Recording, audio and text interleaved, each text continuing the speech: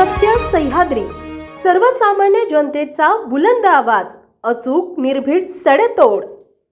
खटाव तालुक्यातून जाणाऱ्या विटा महाबळेश्वर महामार्गावर पुण्याहून बंगळुरूकडे माल घेऊन निघालेल्या ट्रकला अचानक आग लागली।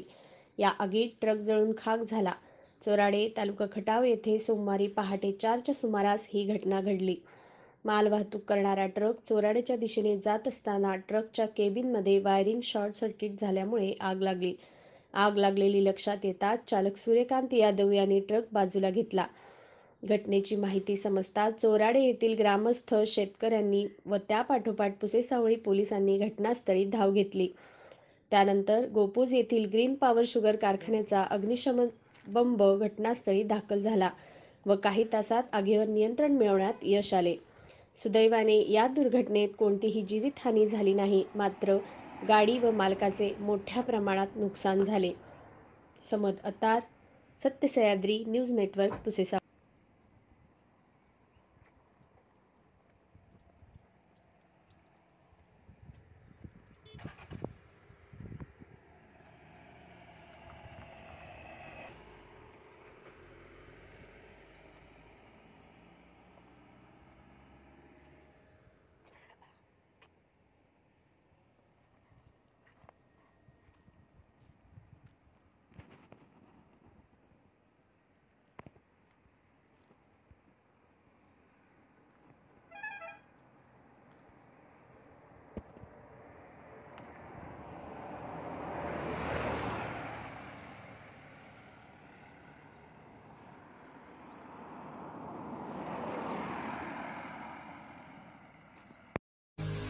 ताज्या बातम्या, सखोल विश्लेषण, विशेष मुलाखती पाहण्यासाठी सत्य सह्याद्री YouTube चॅनल सबस्क्राइब करा आणि हो, बेल आयकॉन दाबायलाही विसरू नका।